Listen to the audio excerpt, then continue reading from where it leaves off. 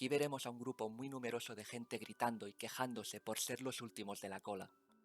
Si se diesen la vuelta, caerían en la cuenta de que no son los últimos, sino los primeros.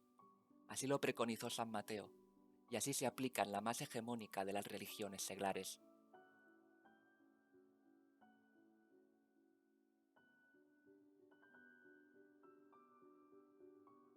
El choque moral motivado por la quiebra de reglas y normas profundamente arraigadas es a menudo el primer paso para la movilización individual, y de hecho, las organizaciones de protesta se dedican a transformar el miedo en rabia e indignación moral. Los nuevos movimientos sociales, a diferencia de algunos movimientos anteriores, se ocupan de problemas relacionados, por ejemplo, con la identidad de grupo, los derechos de la sociedad civil y otros valores de carácter no económico.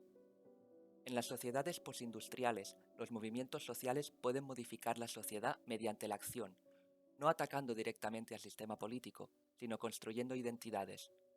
Además, en estos nuevos movimientos sociales, el apartamiento de la clase obrera industrial y de los sectores más vinculados a la crítica intelectual es una consecuencia de la falta de una interpretación de la realidad que establezca las condiciones de la transformación y superación de la misma. Debido al politizado concepto actual de identidad, el poner etiquetas y conformar nichos de colectivos que pueden tender a un victimismo y a una intolerancia de corte narcisista poco amigos de la disidencia ideológica, el triángulo dramático se revela particularmente agudo al trabajar con personas cuya emocionalidad excesiva externaliza y transfiere las causas de cualquier cosa que suceda en su vida a eventos, a factores, personas, circunstancias externas, supuestas opresiones, etc., y a cualquiera que esté acostumbrado a buscar justificación para acciones y consecuencias más allá de su área de responsabilidad. Empezaremos primero por la sección ideológica.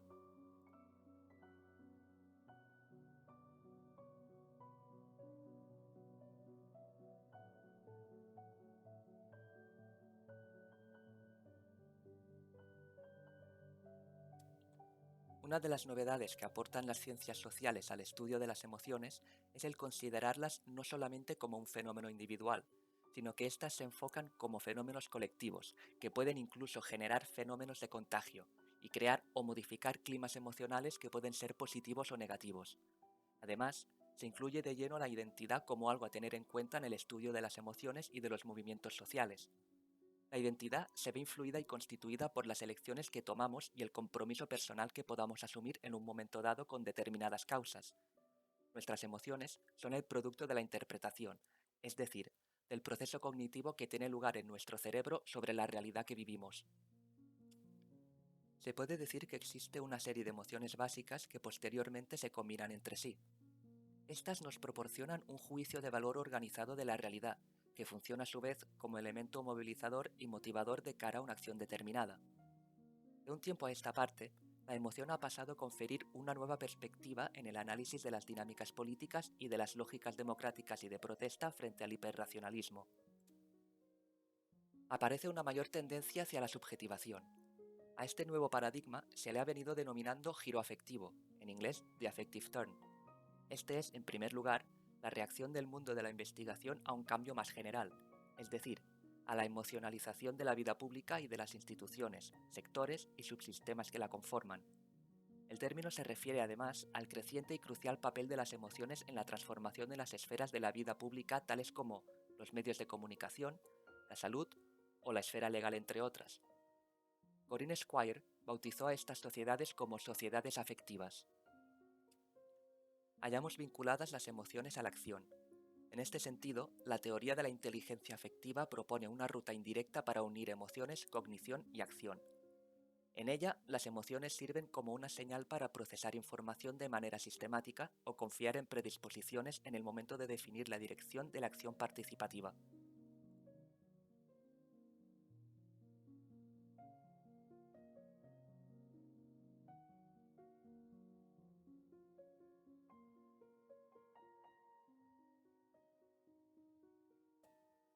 Para comenzar, definir el término interseccionalidad es difícil y no existe unanimidad en su descripción. Por lo tanto, podemos aproximarnos al vocablo diciendo que es un marco para conceptualizar a un individuo, un grupo de personas o un problema social afectado por una serie de supuestas discriminaciones y desventajas. En principio tiene en cuenta las identidades y experiencias superpuestas de las personas para comprender la complejidad de los prejuicios que enfrentan, donde la noción de que la subjetividad está constituida por vectores de raza, género, clase y sexualidad se refuerzan mutuamente. Por naturaleza es una herramienta muy complicada, utilizada por académicos feministas y antirracistas para apoyar la teorización de identidades relacionadas con la opresión de aquellos que se consideran marginados. Teniendo en cuenta esto, la rueda de la interseccionalidad es una representación gráfica de la diversidad de pretendidos privilegios y opresiones que conforman el sujeto. Está formada por algunos de los ejes de discriminación más usuales y que pueden converger entre sí. El eje horizontal o eje de desigualdad sitúa en la parte superior aquellos factores que constituyen, entre comillas, la norma, y que por tanto ofrecen teóricamente privilegios.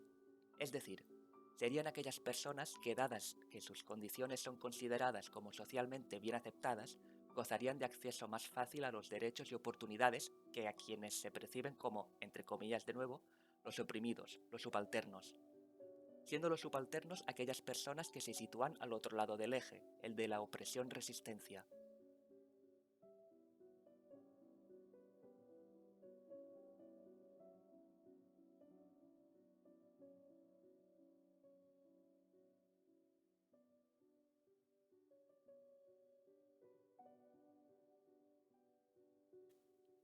La interseccionalidad se centra casi por completo en la identidad de grupo, especialmente en la racial y la étnica. En realidad, las mujeres de color, las personas LGBT y las personas con discapacidad se encuentran en todo el espectro político y se adhieren a una amplia gama de ideas, mientras que la interseccionalidad es decididamente izquierdista y se basa en una ideología muy específica. Esto es coherente con la forma en que los interseccionalistas se ven a sí mismos como reformadores radicales de un progresismo que era demasiado mainstream o centrista. Se definen a sí mismos en oposición a la derecha y a menudo acusan a los izquierdistas moderados de tener ideas conservadoras o de derechas. El problema de posicionarse en una ideología de extrema izquierda y afirmar que representa a las mujeres, a las personas de color, a las personas LGBT y a las personas discapacitadas es que esto requiere que todos los miembros de esos grupos sean de la extrema izquierda, lo cual simplemente no es el caso, cerrándose inmediatamente a una proporción significativa de personas pertenecientes a dichos grupos. A nivel ideológico, la interseccionalidad se vuelve inaccesible para todavía más personas. Ser interseccional es centrarse en muchas categorías diferentes de identidades marginadas a la vez, convencerse de que están marginadas y preocuparse por todas ellas. No basta con ser mujer o incluso con ser feminista. También hay que suscribir la teoría crítica de la raza, la teoría queer y la igualdad trans. Las personas de color LGBT y las personas con discapacidad deben suscribirse a teorías apropiadas para su identidad y también para las de todas las demás.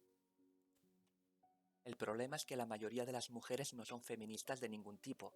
La mayoría de las personas de color no son académicas de la teoría crítica de la raza. Muchas personas LGBT son indiferentes a la teoría queer y las personas discapacitadas no son particularmente propensas a considerar esta parte de su identidad como política. Además, pueden o no estar interesadas en las otras categorías de identidades marginadas incluidas en el marco interseccional, conocerlas o apoyarlas. La interseccionalidad se enfrenta a un problema específico cuando se trata de intersecciones entre raza y sexualidad o identidad de género. Las personas de color que votan a la izquierda tienen significativamente menos probabilidades de apoyar la igualdad LGBT que los blancos de izquierda. Grandes proporciones de personas de grupos marginados simplemente se niegan a ser interseccionalistas, y esto es un problema para una ideología que pretende escucharlos y representarlos. La interseccionalidad, con su enfoque en la identidad, se confunde cuando los grupos marginados se discriminan entre sí. Fiel al enfoque original en la raza, este es particularmente el caso cuando la gente de color o las minorías étnicas exhiben actitudes homófobas o patriarcales. Es claramente erróneo asumir que al escuchar a las interseccionalidades estamos escuchando a las mujeres, a las personas de color, personas LGBT y discapacitados. De hecho, estamos escuchando una visión ideológica minoritaria dominada por personas de una clase económicamente privilegiada que han tenido una educación universitaria en ciencias sociales o el tiempo libre y la educación necesaria para estudiar la interseccionalidad, la teoría crítica de la raza, la teoría queer y los análisis críticos del capacitismo. La identidad de un individuo debe estar ligada a sus categorías de grupo y debe expresarse de manera interseccional. por lo que la gente de color que transgrede los límites de lo que alguien de su raza o etnia se supone que piensa, recibe las críticas más hostiles, como siempre le pasa a los herejes. Lo mismo sucede cuando musulmanes y exmusulmanes intentan criticar cualquier aspecto de su propia religión o cultura, lo que desalienta a las minorías más vulnerables dentro de estas comunidades a compartir sus pensamientos y experiencias. La interseccionalidad, al subestimar la experiencia y los derechos humanos compartidos, la llamada universalidad, y la autonomía y distintividad personales, o sea, la individualidad, y al centrarse intensamente en la identidad de grupo y la ideología interseccional, coloca a los individuos en una posición colectivista muy restringida que antes solo se encontraba en culturas muy conservadoras.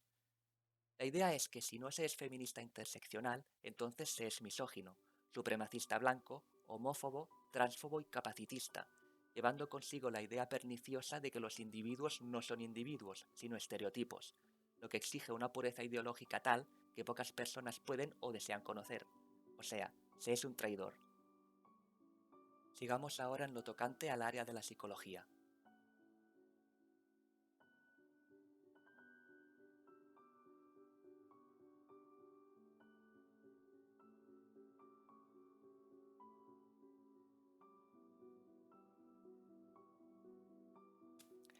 El locus de control forma parte de la personalidad y se desarrolla en las distintas etapas del desarrollo de una persona.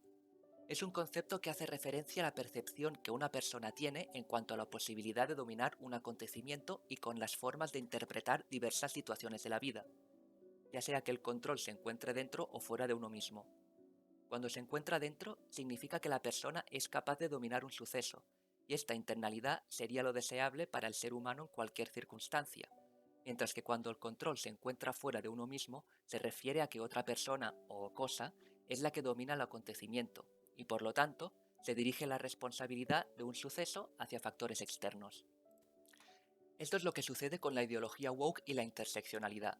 El locus de control es externo y se centra en la opresión por cuestiones de raza, orientación sexual y de género, y en la figura del opresor, hombres blancos cis heterosexuales o patriarcado, la policía, el sistema judicial, los medios de comunicación y la derecha política, entre otros.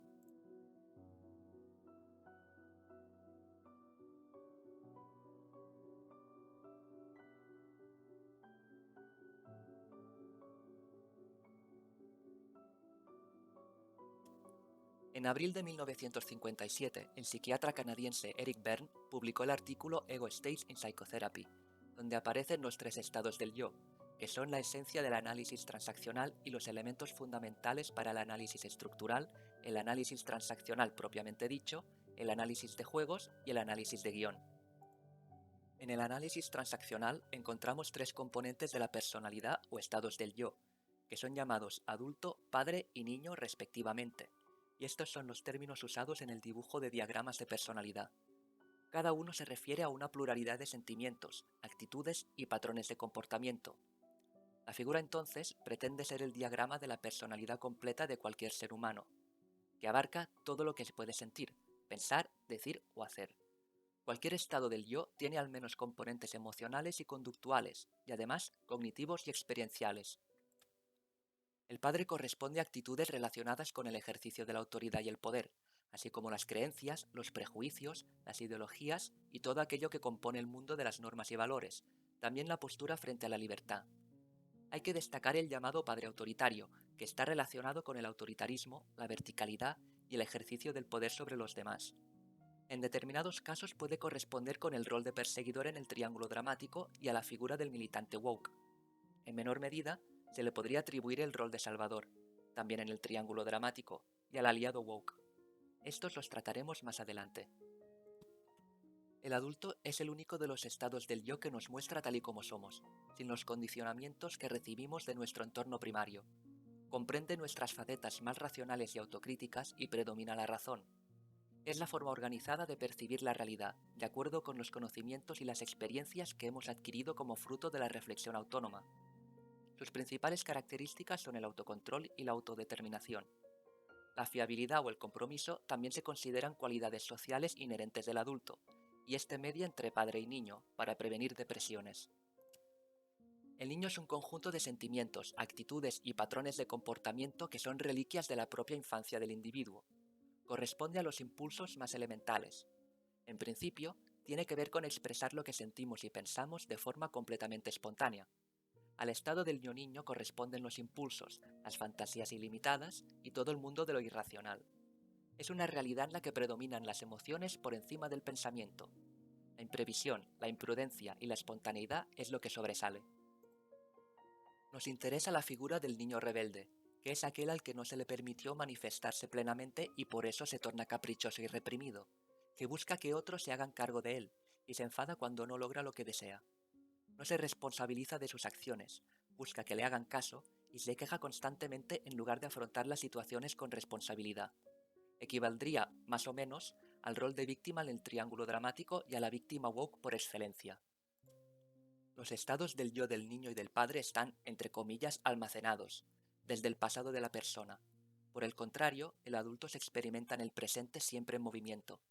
Padre y niño representan el plural, es decir, múltiples actuaciones del yo o experiencias, mientras que la función central del adulto es la de integrar nuestra experiencia del presente y del pasado. Por esto es importante disponer de un adulto integrador, que modere las expresiones y efectos del niño y del padre, que los regule y permita emerger al niño natural, en contraposición al rebelde, y al padre natural, asociado con la protección, el cuidado y las funciones de guía en lugar del autoritario. Llegamos ya al tema relevante.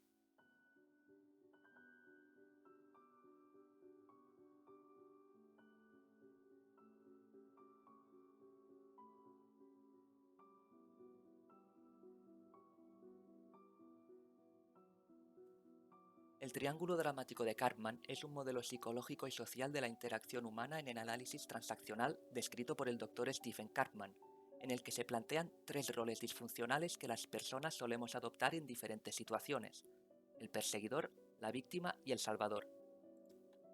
Los tres roles diferentes, a su vez, se desempeñan de manera inconsciente y repetitiva. No se trata de una figura estática, sino que presenta cambios en una relación bidireccional, en donde el salvador puede convertirse en perseguidor, el perseguidor en víctima, la víctima en salvador y así sucesivamente. Incluso cada rol puede incluir los otros dos actuando en segundo plano, creando el espacio necesario para que el rol principal se actualice. Luego, el papel principal pasa a un segundo plano y aparece uno nuevo en el escenario. Ninguno de los actores de esta tríada asume la responsabilidad y la abdica manipuladoramente a otros. La adopción de estos roles no es otra cosa que una demanda disfuncional de afecto, que por ser inauténtica conduce a la insatisfacción. Los involucrados en el triángulo dramático a menudo actúan según sus propias necesidades egocéntricas en lugar de mostrar un interés genuino en los sentimientos de los demás. Las personas adultas, con más o menos conciencia, perpetuamos estos roles para protegernos de nuestras dolencias emocionales. Estos roles defensivos nos posicionan frente al otro en un vínculo de manipulación que nos priva del contacto verdadero y transparente para evitar la intimidad auténtica. Se puede distinguir la siguiente base común para los tres roles: eludir la responsabilidad, la ausencia de contacto con la realidad, la manipulación y la defensa de un concepto propio de justicia. En definitiva, se trata de roles adoptados en una búsqueda disfuncional de aceptación.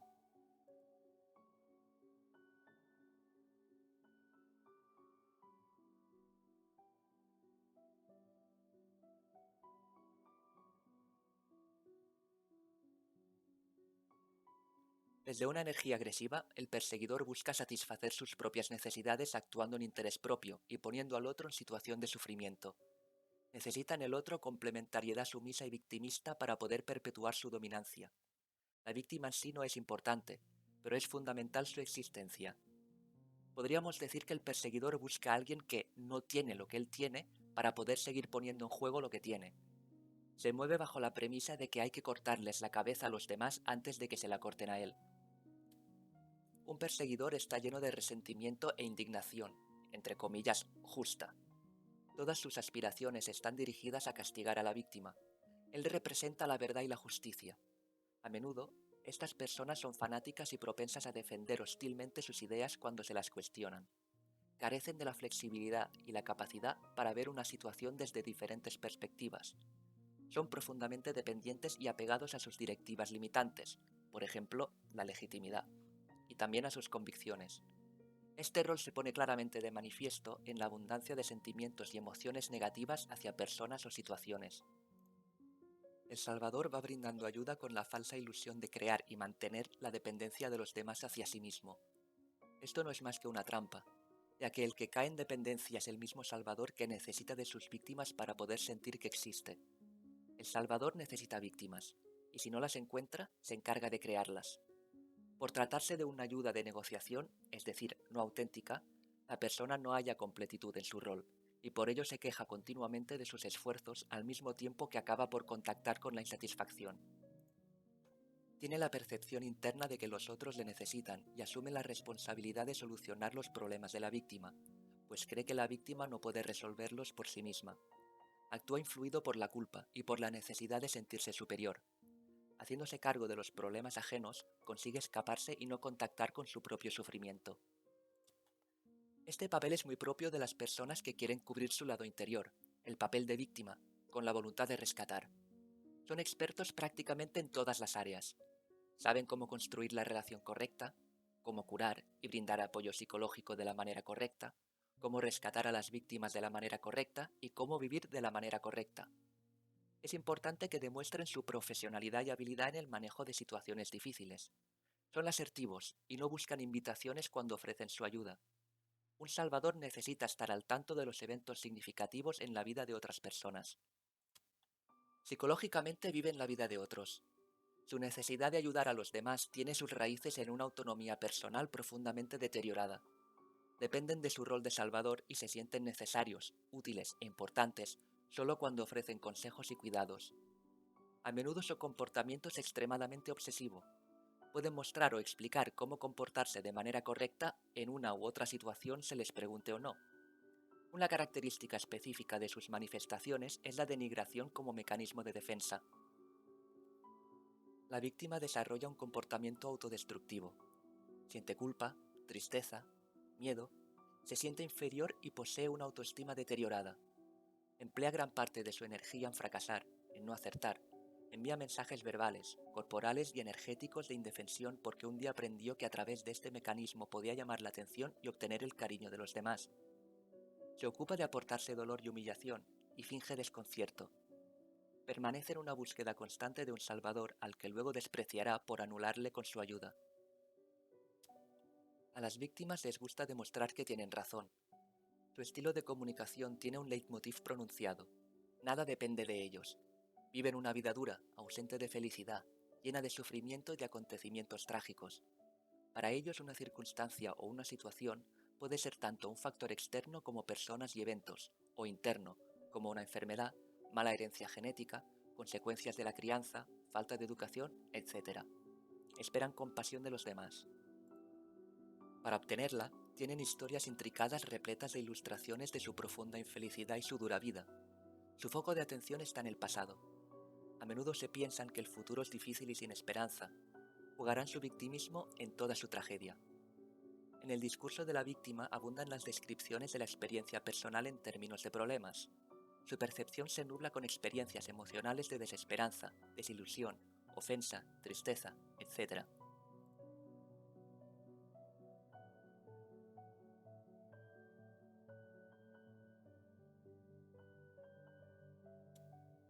La participación en el triángulo dramático facilitaría una montaña rusa emocional al comprometer la salud mental y el bienestar, por lo que predice niveles más altos de ansiedad, estrés y afecto negativo. Los perseguidores y las víctimas experimentan resultados de salud mental indeseables, y el rol de víctima predice con mayor fuerza la ansiedad, el estrés y la depresión, puesto que el victimismo está marcado por sentimientos de impotencia y tristeza. Las personas tienen dificultades para distinguir estos roles arquetípicos y, en cambio, perciben una construcción general del drama. A modo de detalle, cabe mencionar que el esquema del triángulo dramático de Karpman se usa en psicoterapia para tratar trastornos mentales como el trauma complejo, incluido el trastorno por estrés postraumático y el trastorno límite de la personalidad. En ambas psicopatologías las emociones tienen un papel relevante. En el trauma complejo es fundamental ayudar a los pacientes a desarrollar la conciencia y la tolerancia de las emociones, ya que este provoca fuertes respuestas emocionales. Entre otros motivos porque los pacientes de trauma complejo suelen cumplir criterios de patología del apego, como apego inseguro y desorganizado. Este factor y el trauma están asociados con una intensa reactividad emocional. Por otro lado, en el trastorno límite de la personalidad, tanto el paciente como quienes le rodean experimentan con frecuencia agitación emocional.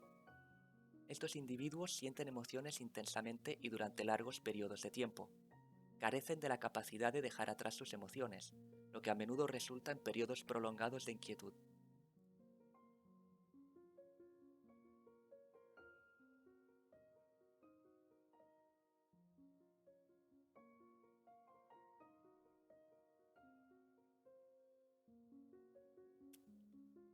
Invertir la jerarquía de poder significa que la identidad menos poderosa recibe el mayor prestigio y respeto en la cultura woke, pero la falta de poder se demuestra con la opresión, lo que significa victimización. Entonces, en la práctica, una mayor victimización significa que uno merece más respeto. En otras palabras, se tiene un estatus más alto en la comunidad woke. Esto hace que los woke compitan por el estatus demostrando su condición de víctimas, y dado que las víctimas son vistas automáticamente como modelo de virtud y de alto estatus, venerar a las víctimas también aumenta el propio estatus. Por lo tanto, la cultura woke es fundamentalmente una cultura de estatus basada en el victimismo. Los woke reclaman como propia la condición de víctima perfecta para poder ser como dioses. La culpa no se puede atribuir a quienes la merecen porque colectivamente se ha doblado la rodilla ante una ideología que considera inocentes a las personas a las que el wokismo busca empoderar. De alguna manera, la culpa recae sobre el gobierno, el sistema, la propiedad, la blancura o la policía, lo que les eximiría cualquier tipo de responsabilidad personal o individual. El rol de víctima de una persona woke recae en su condición de víctima indefensa, vulnerable y oprimida que le infunde una inocencia moral inmutable y esencial, y le ofrece una inmensa promoción y privilegio social. Debido a la inmutabilidad de los rasgos en los que se basan sus reclamos identitarios de privilegio, su estatus único y superior está perpetuamente garantizado. Esta clase de víctima responde exactamente como lo hacen los narcisistas grandiosos cuando encuentran una interrupción en la retroalimentación reflexiva. Dicho de otra manera, la interrupción de la reflexión sobre el propio razonamiento e identificación de los errores cometidos, y por tanto, en respuesta al desacuerdo, suele involucrarse en lo que se denomina crybullying, la agresión despiadada expresada por quien suele asumir una posición de víctima. Debido a la supremacía de la experiencia vivida por la víctima woke, a la indiscutibilidad de sus interpretaciones y a que sus sentimientos no incluyen tener en cuenta estándares externos como los hechos, el desacuerdo de cualquier tipo, por lógico, fáctico o estadísticamente preciso que sea, es percibido como un ataque. A la herida narcisista le sigue generalmente un periodo de señalización de agravios e indignación, durante el cual la víctima agraviada exige explicaciones, confesiones y disculpas de la parte infractora. No hace falta decir que cualquier explicación solo sirve para que la víctima indignada deconstruya, malinterprete y manipule lo que el ofensor tenía que decir. La vulnerable e intolerante víctima es quien decide si la palabra, gesto, etc. es ofensiva o no. Ella tiene la libertad de asignar el significado menos caritativo a las palabras y declarar que quien o lo que la ha ofendido es insensible, o incluso inconscientemente sesgada hacia la minoría a la que supuestamente pertenece.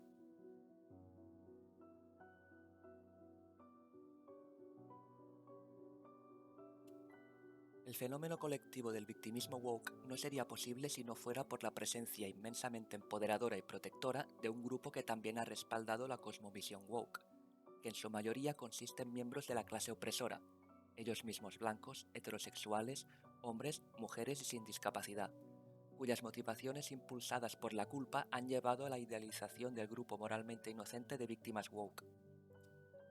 En virtud de su idealización y su inquebrantable devoción por satisfacer todos los caprichos de dichas víctimas woke, su papel de salvadores cumple una doble función.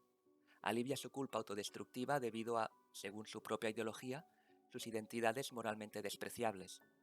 Al estar dotados de superioridad moral, también le ofrecen a esta clase de víctima privilegiada e idealizada la oportunidad de disfrutar de la gloria, gracias a su compromiso para hacer el trabajo. Aunque el yo colectivo no está directamente investido, se idealiza indirectamente a través de la identificación con el otro idealizado. Dicho esto, el rol de salvador dentro del triángulo dramático recae en aquel integrante woke que en ese momento se identifica con la figura de opresor culpable que ha de expiar sus pecados, es decir, el típico aliado woke. Cuando la fusión del salvador con la víctima está amenazada, la defensa contra esta ruptura se defiende agresivamente. En tales casos, el salvador generalmente se apresura a consolar a la víctima con demostraciones virtuosas de contrición, confesión y autodesprecio, que sirven como respuestas espejo hacia el narcisista herido. Este tipo de dinámica dependiente se observa a menudo en las relaciones codependientes que involucran adicciones, parafilias y trastornos facticios, como el síndrome de Munchausen por poderes.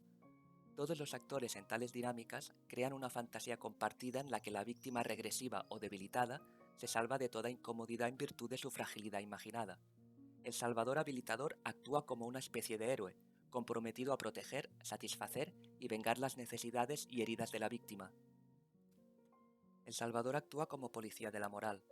Se ve al salvador narcisista participando en el engaño compartido de la víctima, corriendo a su rescate y defendiéndola, motivado por el impulso irresistible de ser moral y heroico. No hay empatía, porque la empatía requiere una toma de perspectiva que supone la existencia de una subjetividad fuera de la perspectiva de la víctima y del salvador. Tal empatía y tal toma de perspectiva podrían debilitar el reclamo de un victimismo especial y de privilegio moral, podrían humanizar al opresor, y podrían reducir la demanda de suministro narcisista tan codiciosamente buscado. La toma de perspectiva también podría conducir a una culpa insoportable.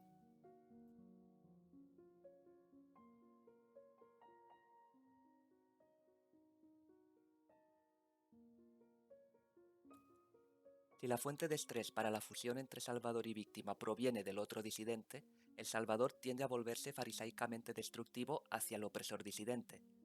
Esta destrucción se justifica por la idealización de la víctima vulnerable y la idealización moral del aliado protector, el salvador, el yo justo. Al asegurar la irreconciliable división defensiva primitiva entre el estado idealizado de fusión con la víctima y el otro totalmente malo y devaluado, las dinámicas narcisistas se establecen de forma segura y las identidades respectivas se asignan claramente a las categorías de todo bueno y todo malo. El salvador se convertirá entonces en perseguidor. Hay una agresión destructiva en respuesta a la crítica. La ruptura clara y repentina en las relaciones de objeto se observa en que las proyecciones narcisistas idealizantes y desvalorizadoras predominan frente a puntos de vista alternativos, y que el otro desvalorizado se convierte en el blanco de una merecida destrucción. El salvador, vuelto ahora en perseguidor, muestra furia en respuesta a la crítica y el reflejo desalineado, utilizando principalmente dos defensas para justificar su destrucción: la idealización moral, ya sea por parte de la víctima o por la admiración del salvador perseguidor por la víctima, y la devaluación total del otro que mantiene reprimidas la ambivalencia y la culpa insoportable asociada. La codicia psíquica de ambos finalmente se satisface cuando el opresor es exterminado psíquicamente, o sea, cuando se disculpa o cuando renuncia, y ambas partes pueden dejar de ser discutidas y cuestionadas de nuevo. Parece haber una manifestación militante de grupos narcisistas devaluadores cuyos impulsos envidiosos y destructivos se activan y promulgan continuamente. Este grupo es el de los militantes woke. Comparten un espíritu de destrucción comprometido con lo que representa a los del grupo opresor. Esta manifestación del colectivo woke tiene como objetivo problematizar, es decir, devaluar, marcar para la destrucción, también fantasía destructiva, y de hecho destruir, que es el comportamiento destructivo, cualquier cosa que asocien con la clase opresora, europea, masculina, heterosexual y sin discapacidad. Al hacerlo con un sesgo revisionista ideológicamente informado, los militantes tienen rienda suelta para destruir todo lo que crean conveniente. Deducimos de esto que el rol de perseguidor perfecto dentro del triángulo lo encarna el individuo que pasa por la fase de militante woke. Ya sea online o en campus universitarios, el militante woke, el perseguidor perfecto, está dispuesto a destruir.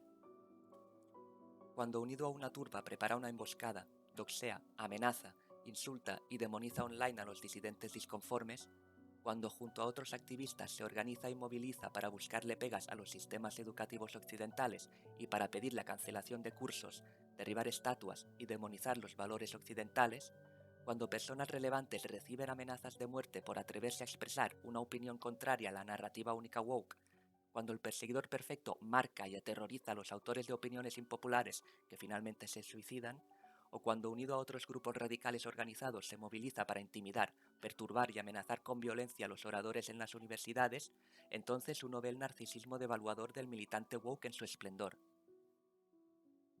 Formulada psicodinámicamente, esta variante más severa de narcisismo patológico incluye interacciones agresivas de nivel paranoico con enemigos online, en el campus y en otros lugares públicos.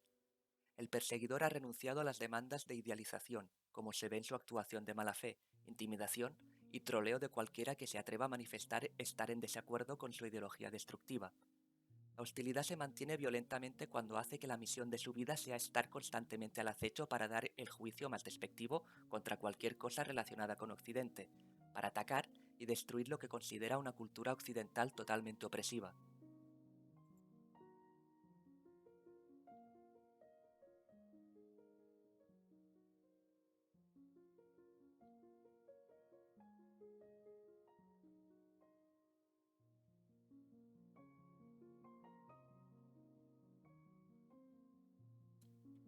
Occidente se ha convertido en una sociedad donde el victimismo ha sido elevado a un codiciado estatus social y moral, mientras que en otras sociedades donde el honor o la dignidad son valores a los que se aspira o se aprecian inherentemente, en la cultura del victimismo el sufrimiento real o imaginario puede otorgar a una persona un privilegio social ilimitado. El incentivo del victimismo es un fuerte motivador para mantener perpetuamente la demanda de agravio. Las características inmutables de los marcadores de identidad, los delitos históricos inmutables y la enseñanza woke de que la justicia nunca podrá alcanzarse logran precisamente esto: el mantenimiento de una cultura de victimismo basada en el agravio. Occidente tiene muchos defectos, pero su compromiso con los principios de la Ilustración tiene como objetivo alentar a cada individuo a despojarse de su narcisismo. Los woke no tienen ninguna presión para superar dicho narcisismo. La obsesión autoindulgente con el prestigio identitario y el privilegio indiscutible de la experiencia subjetiva no solo es narcisista, sino narcisogénica. Ninguna organización, institución, empresa o sociedad puede sobrevivir y mucho menos prosperar con una religión social tan estancada, anafiláctica y corrosiva como la woke, a menos que los individuos se resistan a los encantos de una moral barata y fácil, y las sociedades puedan volver a los principios de las libertades sociales. De no ser así, se dañarán vidas y la sociedad se arruinará. A medida que vemos la destrucción de nuestro tejido social a raíz de la infiltración woke, con suerte, más individuos se darán cuenta de lo insidiosa que es esta ideología y preservarán los valores y principios que nos trajeron una sociedad en la que las personas y las familias pueden prosperar. Para ello es de vital importancia que quienes componen el wokismo escapen del triángulo dramático. El primer paso es tomar conciencia de su papel en este juego psicológico, por lo que es fundamental que los integrantes identifiquen dicho papel y cómo han contribuido al drama interpersonal, para posteriormente animarles a asumir la responsabilidad de sus propias acciones mediante un enfoque responsable y realista de la vida, que les llevará a ser capaces de construir relaciones dialógicas profundas. Cuando la persona se vuelve consciente de sus capacidades y de la fuerza interna del yo que surge de la autoría personal en el teatro de la vida, lleva a la persona de regreso a sí misma. Como resultado, la persona toma el control de su comportamiento y tiene la oportunidad de convertirse en el autor de los eventos de su propia vida y de organizarla en función de sus propias elecciones y decisiones, sin caer en el victimismo ni en el ataque al otro. Es decir, habrá abandonado el narcisismo.